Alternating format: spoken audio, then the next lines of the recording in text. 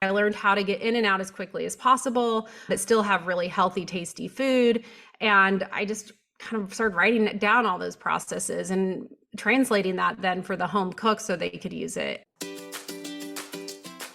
You are listening to the Done with Dieting podcast, the podcast for women in midlife who are done with dieting but still want to lose weight and feel good in your clothes.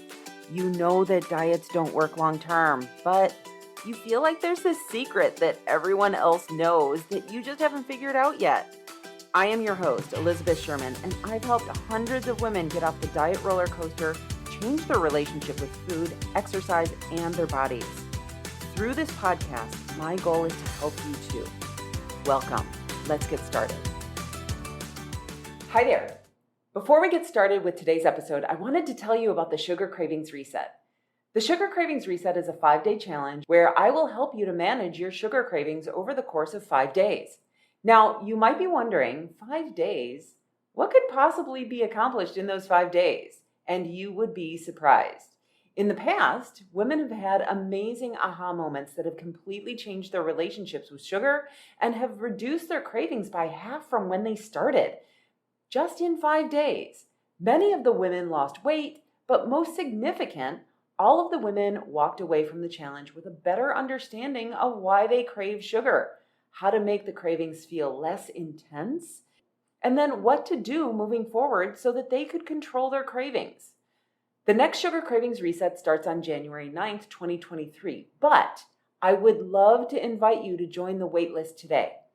Just go to elizabethsherman.com/sugar and enter all your details. And then when the holidays are over and you're ready to detox from all those sugar cookies, we can all do that together. Start your year off on the right foot by weaning yourself off of foods that you crave, but you don't want to have control over you. Join me for the Sugar Cravings Reset. Join the waitlist today. Go to elizabethsherman.com/sugar and I'll see you in January. Hey, what do you want to have for dinner? It's the question that elicits groans from all across the world. It's frustrating because when we ask for help in designing a menu, we get absolutely no input from those people that we live with. Yet when we're in the middle of making dinner, our peeps aren't shy with their opinions, are they? And sometimes it doesn't even make sense. Like, on one hand, we are totally over food, and it seems like it would be so much simpler just to take a pill and give us all the nutrition that we need. But on the other hand, we really like to eat tasty, desirable food. And also the ceremony and socialization that we get from eating with our loved ones.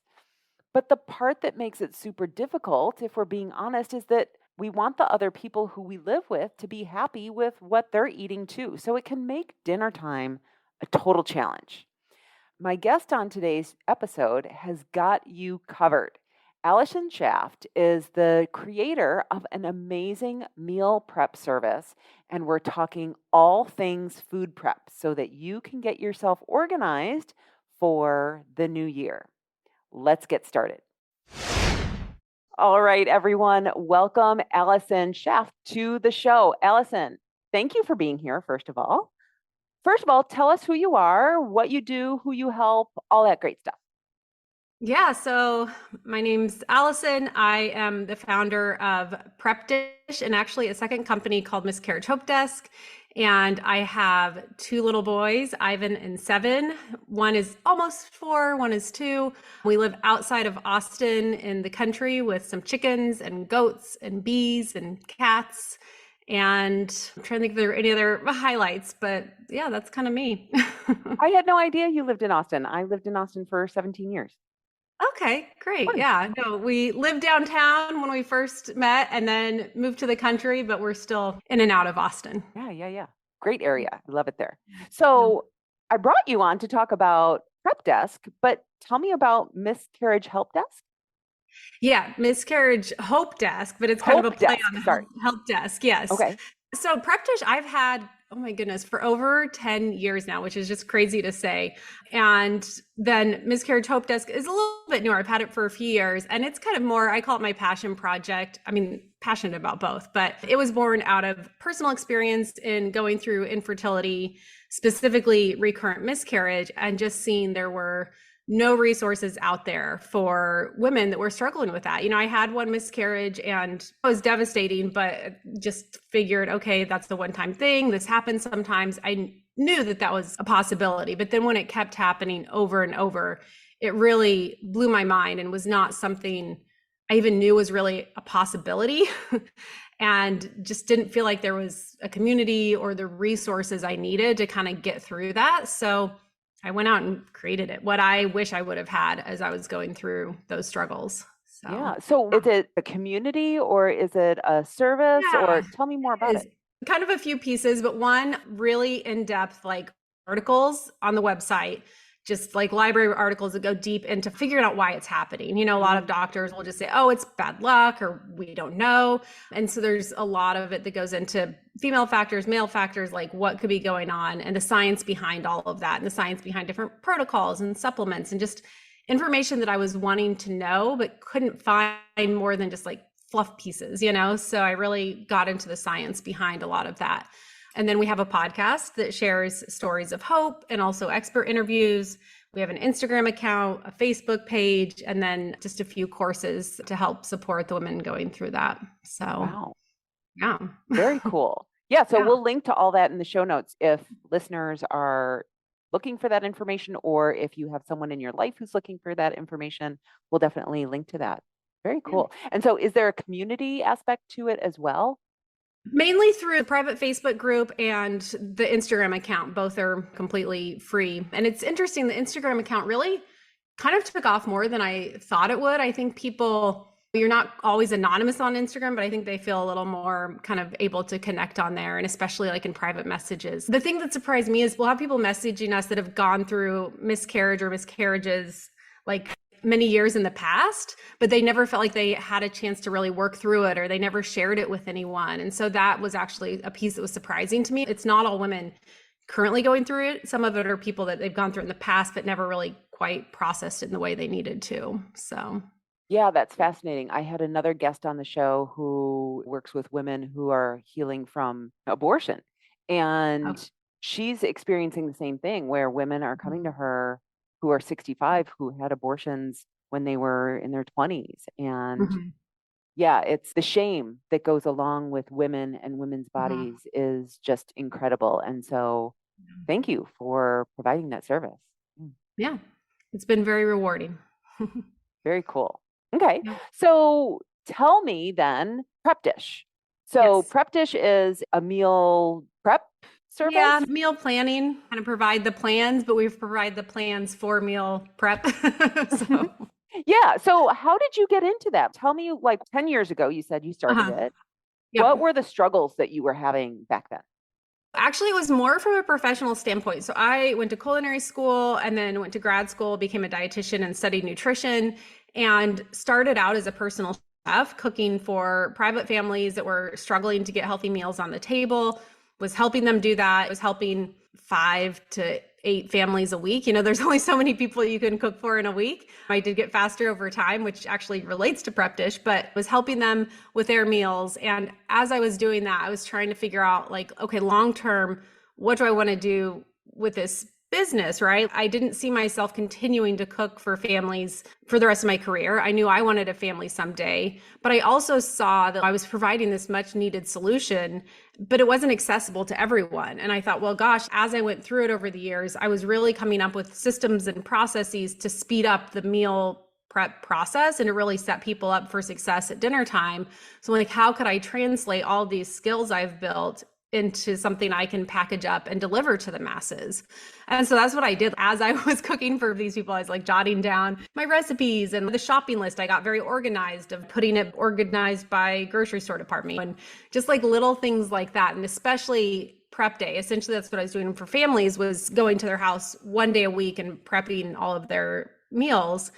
I just got super efficient at it, right? And it's really been fascinating because now when I started, I wasn't married, I didn't have a family. I just saw the need for it through my clients. But now having small children, I use PrepDish in a way I never did before. Like I created a system and these plans that now like I have come to rely on very heavily. And in the past, I always, made the meals and used them at home. But it wasn't as necessary as it is these days. So it's been pretty cool to see it come full circle like that and see my kids really enjoying the meals. That's fascinating. Yeah, I think about when we're younger women, we have Mhm. all of this time on our hands, and we think that we're always going to have all this time on our hands. And we see Mhm. mothers, and it's not that we're judging them, but we're like, I don't understand. Like, you just don't understand, right? And then when you're in the motherhood Uh-huh. phase, you're like, oh my gosh, I don't have any time to even think about this anymore.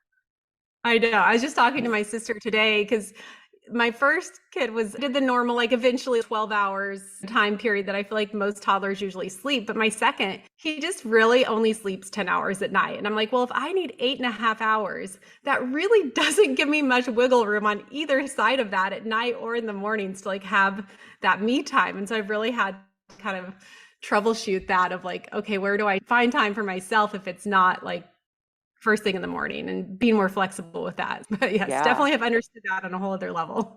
Yeah, absolutely. It's actually really funny to me. So I started out in bodybuilding, and Okay. when I was doing the bodybuilding stuff n- Hmm. back in the, I guess it was the 90s, Uh-huh. they would teach like the whole preparation of the Tupperwares. And Uh-huh. that was great for me back then. But then at some point I was like, I don't want to do that anymore. I don't want to eat the same thing over and over and over again. And I think Yep. that that's one of the things that people struggle with, women struggle with, is I Mhm. don't want to prep all of my food on Sunday and Mhm. then eat the same thing for the rest of the week. So Yep. I know that you have really great strategies for doing like partial prep on the weekends and then Yep. setting yourself up for success so that during the week it's easier to cook fresh, but you're cooking fresh, right? Exactly. Yeah. We've gotten very creative in that way of like, okay, let's make your marinade and let's chop all your vegetables. But then at dinner time, you're still throwing the vegetables in the oven and putting the sauce on the fish and cooking it all fresh. So it's kind of the best of both worlds where you're eating this fresh home cooked meal, but it doesn't take a lot of time because you used all those time saving hacks of batching things and doing all of the chopping and mixing and all of that at once. Hmm. So you're just really setting yourself up for a much easier mealtime. Yeah. Yeah. And so what you said that you got really efficient at it. Talk Mm-hmm. more about that. Like, how can women get more efficient in the kitchen or with their meal prep? What is your frame of mind? Like, what are you thinking about when you're doing all of that stuff? So, I mean, a lot of things. One is like looking at the week. If I'm making a salad dressing, can I double that salad dressing and also use it as a marinade, right? Because it's not going to taste like the same thing if you have it in your salad and also marinate your pork chops in it or something. So, when you're doing the work, is there something you can kind of double up on but not notice that? And we'll even have meals where we make a large portion of the protein and use part of it for two different meals and things like just doing all your chopping at once. Like it doesn't sound like a big deal, maybe, but if you think about it, pulling out your cutting board, chopping some onions and carrots every night, that takes 15 minutes by the time you pull it out and do the chopping and then wash your cutting board. But if you do it all at once, maybe it takes half an hour over the course of a week and especially a year. You're going to see a lot of time savings just by pulling out your cutting board and doing all your chopping at once. So just lots of little things like that of how can I prepare myself so then when it comes to mealtime, I'm not having to think about anything, right? Like I feel like that's the biggest thing is having that like mental capacity at whatever time you're eating dinner at 6 o'clock at night. Having to make a decision is hard.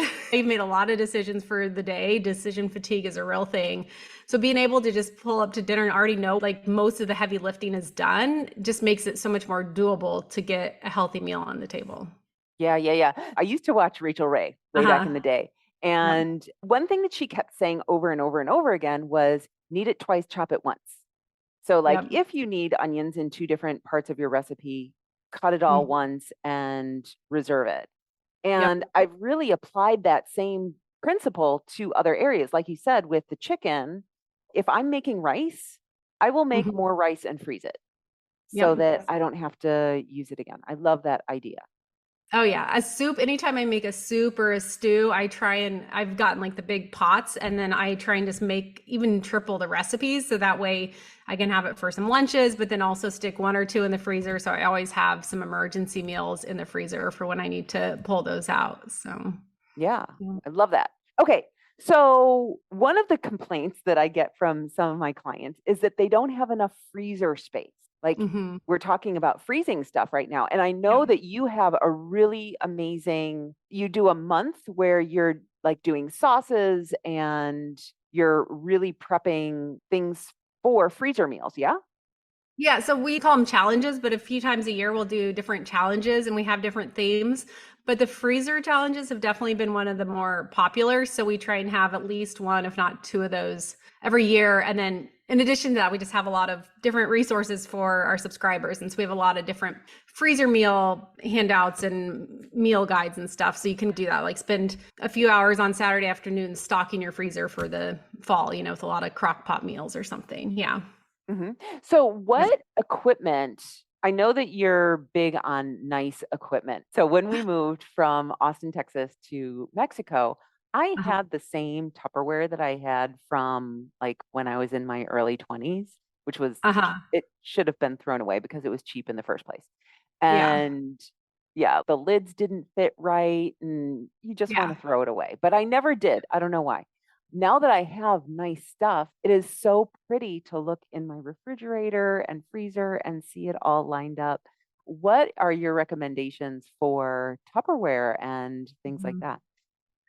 So I am a big fan of, well, yes, I'll say it in the positive. I'm a big fan of glass Tupperware, Mm, mainly plastic. I have a few issues with plastic. One being from a health standpoint, and even if they make it BPA, there's still chemicals in there that are questionable. But even from just a like tasty food aspect, like food that's been sitting in a plastic Tupperware for all week versus food that's been sitting in a glass container for all week, I do feel like there's a big difference in kind of the freshness and kind of the quality of what the food tastes like after a certain amount of time. So I am a fan of using glass containers. I mean, that being said, I know sometimes there's a case for using other things. And also sometimes it's a process of over time doing the replacement, just of if there's a cost aspect or something like that. So any of them work. But yes, I do think there's something to having all matching glass containers. And you want to make your meal prep fun and something you enjoy and look forward to. You're trying to build this habit. And the way to do it is making sure that it's an enjoyable process, right? Like put on some music, maybe do it with someone like your spouse, or don't do it like have it when there's no one in the house, but just figure out ways that you can really have it be an enjoyable process and something that you like look forward to and like you get to do versus this drudgery thing. And it may sound silly, but I think having nice containers makes it a more fun process. So, well, yeah, absolutely. One of my clients, well, I have a group, and one of the women in the group was really struggling with this. She was not into cooking by herself. uh-huh. And what one of the other women suggested was have one of her kids or her Uh-huh. partner come into the kitchen and just talk to her while she Mhm. was cooking. Yeah. And it really just changed the whole dynamic there. So I Mhm. love what you're saying about make it fun. Yeah. Yeah. But what other equipment do you suggest that women have? For the most part, I actually am a proponent of not a lot of equipment because I just feel like for the most nice cutting board, good quality knife. Like those Mhm. are the two things that I think if you're gonna be cooking meals from scratch that are really important to have. And there's a few other things from there, but I don't like having one piece of equipment that you use for one random thing and then it gets shoved away. Then your cabinets start to overflow and you forget what's in there and you never use anything. So those are kind of the two basics, that and then the containers. And then from there, I do think a high quality blender, it can be and or food processor. I think over time having both, they both serve different purposes, but if you just start with one, you can get by with that for a while. And then from there, I don't think that there's a whole lot of fancy things you need. You know what? This is crazy, but you know those big stand-up mixers that everyone has for like baking and everything? I actually don't even have one of those. Isn't that I just have always gotten by without one. And sometimes this time of year on the holidays when we're doing some baking, I'm like, why don't I have one of those? But I don't know. It just has never been a need. Yeah. Well, but what about crock pots or the instant pot or anything Yeah, like that? And I do think crock pot, instant pot, I think it's good to have both. Like I definitely use both. I think the instant pot's great. If you're more of a person that always puts something in the morning and has it in the evening, then I think most instant pot recipes can be done in a crock pot. But there's other things that can be done in an instant pot. I find them helpful because working from home, the instant pot's good for like, hey, it's the afternoon. I have like a later in the day call, but I could get, right after lunch, I could get dinner going. So that's easier for me to do the afternoon dinner prep if I have to in a pinch versus like the morning, which I think is more crock pot. So I think sometimes it depends on like your schedule on which one of those is better. If you have an instant pot though, it has the crock pot feature. So you actually wouldn't need the crock pot. And then from there, I'm trying to think if there's other things. Gosh, I mean, I think also just upgrading things as they break and getting nice, like the spatulas and stuff. I'm just always, even with my husband, like you said, you forget to upgrade your kitchen equipment, right? Like you looked at your containers like, wait, how long have I had these and why have I not replaced it? So I think doing just an inventory every now and then of like, okay, a new spatula, not that expensive. This one's been bothering me. Let's just replace it this year. So little things like that. Oh, another one is a good meat thermometer, especially things like fish and chicken. I know people get really, understandably, get a little nervous about it. And to avoid overcooking, actually, I think it's good to have a thermometer. I think nowadays, like having a good digital thermometer is really helpful just so it's very crystal clear. Like, okay, this is cooked through. I can pull it out. It's safe to eat. I don't need to overcook it. Yeah. Yeah. You know what? That's a really good reminder because I think that when we moved from the States, we didn't keep our meat thermometer, and I think I need one. Yeah. Yeah, it's very helpful. I still use mine too because my husband gets very annoyed. I am not great about setting a timer. I usually just have that inner clock, but then I'll pull it out and I won't remember exactly what time I put it in. And it's just good to have that extra little, okay, it's done. Yeah. It's so interesting that you bring up a set of knives because one of the biggest helps that I had was my husband bought a knife skills class for me. We went together. Okay. And it was Yes. so freaking helpful because Yes. it allowed me to be more efficient in the kitchen. I've actually said that for years. I always think like finding a lot of times like grocery stores will offer those, but like going and getting a basic knife skills class is a great way to speed up like your meal prep and do all that because having those basic skills can just really help a lot. And in the beginning though, one thing I have started telling people, this actually came from a subscriber because I wouldn't have thought of it, but having a good food processor, you can put all your vegetables in a food processor. Doesn't cut them as nicely, but it gets the job done.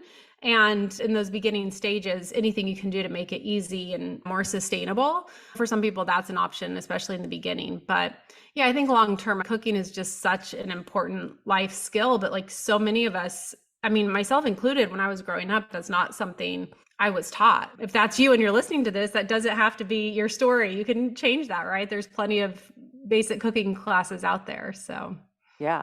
So, one of the things that I think many women dread is the question of what should we have for dinner?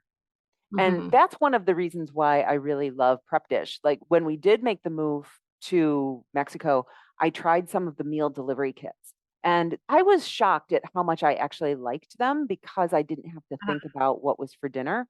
But some of the drawbacks are the waste that is involved with it and the shipping that goes along with it. They're not very environmentally friendly. And so that's one of the reasons why I think PrepDish is such a great idea.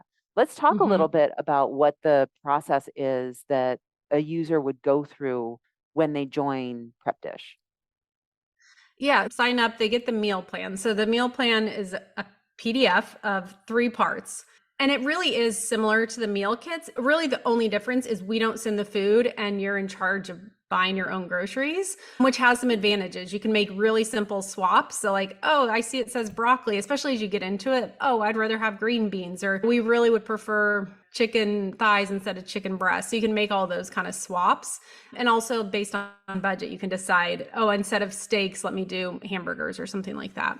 So that first piece is the grocery list. Go out, buy your groceries, or as many of us do these days, put it into your grocery delivery or curbside pickup. So that's changed a little bit over the past few years, but get your groceries. The second part of the PDF is that prep day. So to me, that's the key piece because that's the part that's setting you up for the rest of the week. That's where you chop your vegetables, mix the marinades, just do a few like little things, really like an hour or two is what we try and keep it at, but spending Okay. some time in advance so that your week just goes a lot easier. And then the third piece is just those instructions for what to do at dinner time, putting the vegetables in the oven and putting the sauce on the fish, like we talked about earlier, and just kind of that easy, okay, here's what you do for this night. But like you said, I mean, just having the list of like, oh, here's what we're having.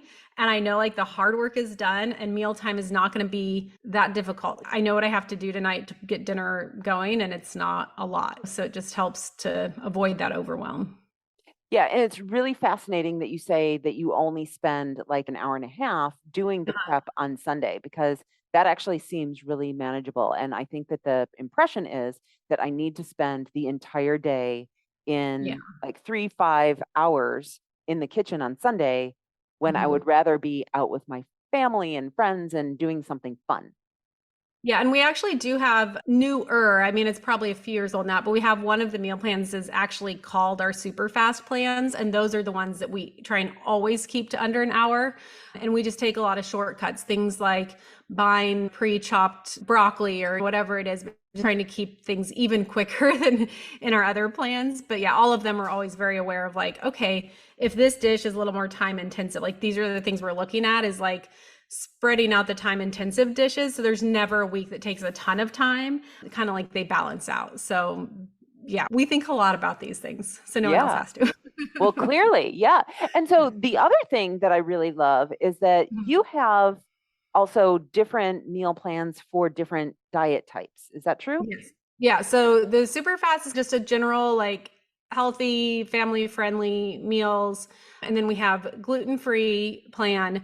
We have paleo plan, which is gluten free, but also like grain free, no legumes, kind of paleo. And then we have a low carb slash keto. I don't know. Anyway, it's kind of more low carb. It depends on the definition of keto. But yeah, those are the four different plans that we have. And then you mentioned we have challenges and a lot of bonus menus and all sorts of plans that our subscribers have access to a login and a lot of different resources that we've created over the past kind of 10 years. And so then I would imagine that, so what? It's a 6 month commitment. Yeah. So you can either do month to month or yearly. Okay. Okay. After a period of time, they have the PDFs already stored up that they can go back to and use. Yeah. Yeah.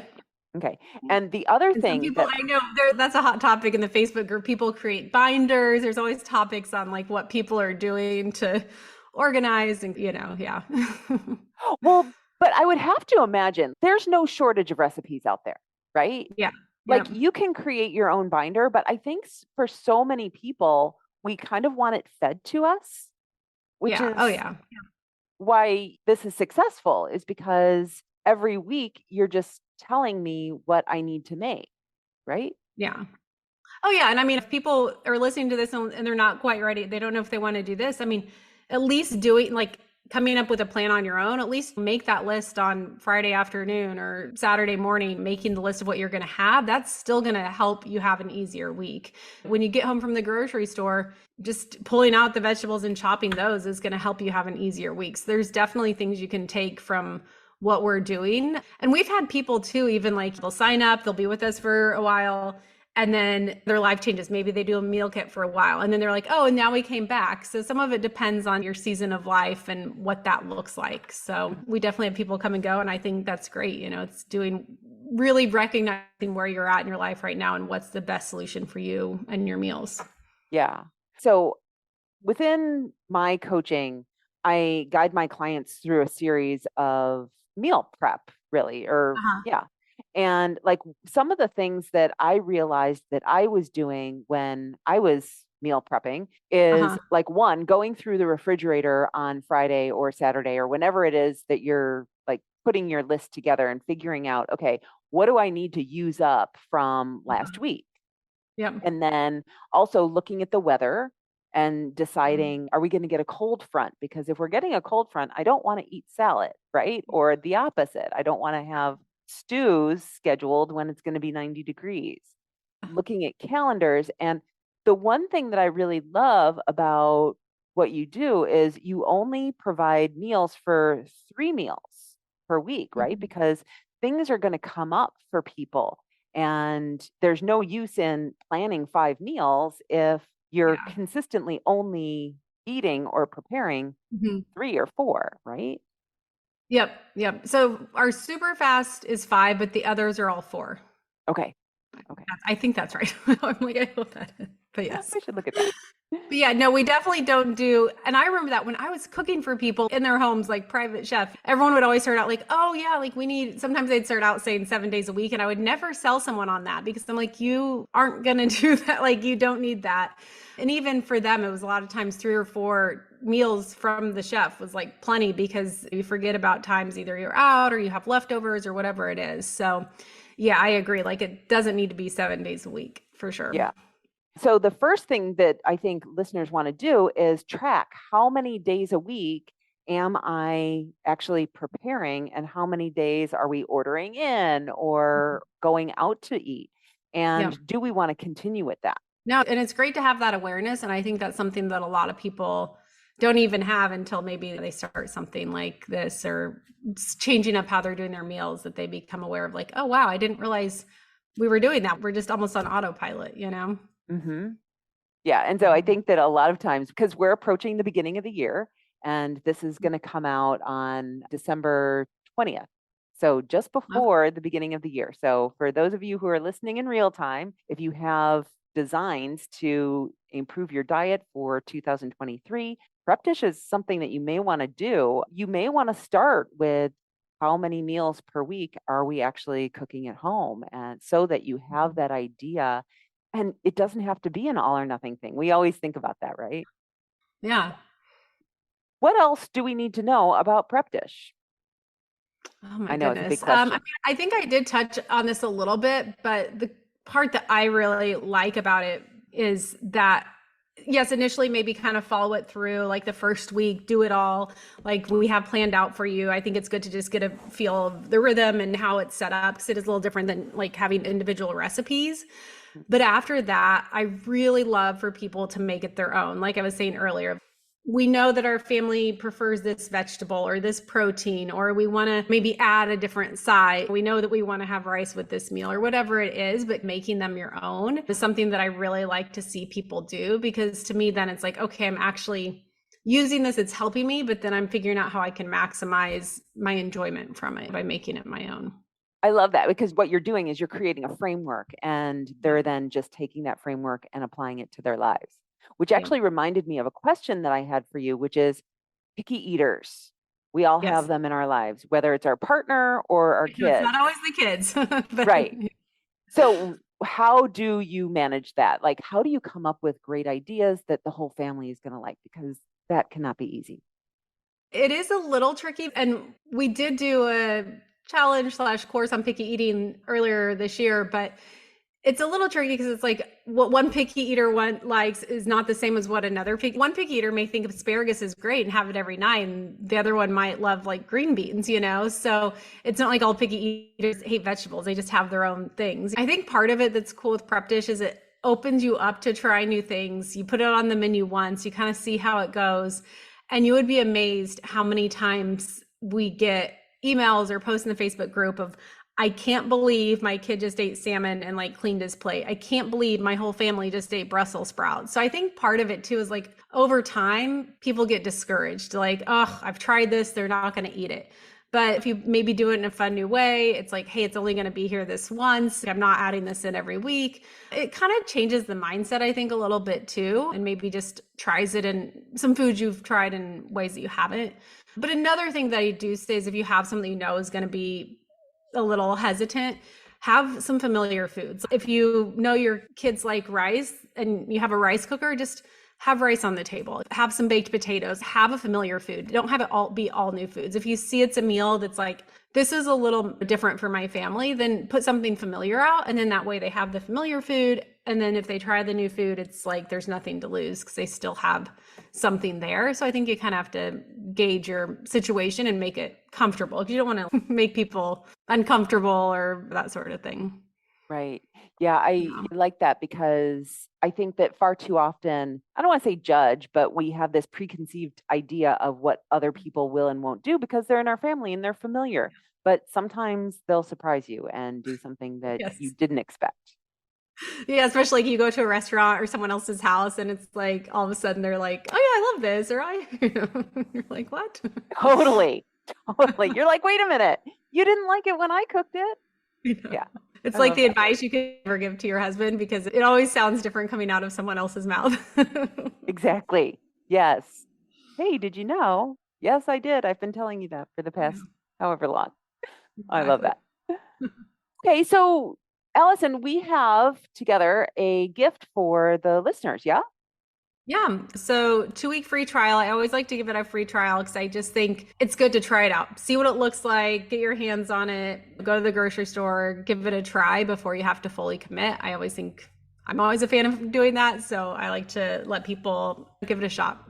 Yeah. And so for all the listeners, if you go to elizabethsherman.com/prepdish, you will Hmm. get 2 weeks free. So if you're interested in it, there's clearly no obligation to continue with that. Yep. Awesome. And you have a podcast for PrepDish, is that correct? I do. Yes. It's called Prep Monday and it's short, quick episodes every Monday.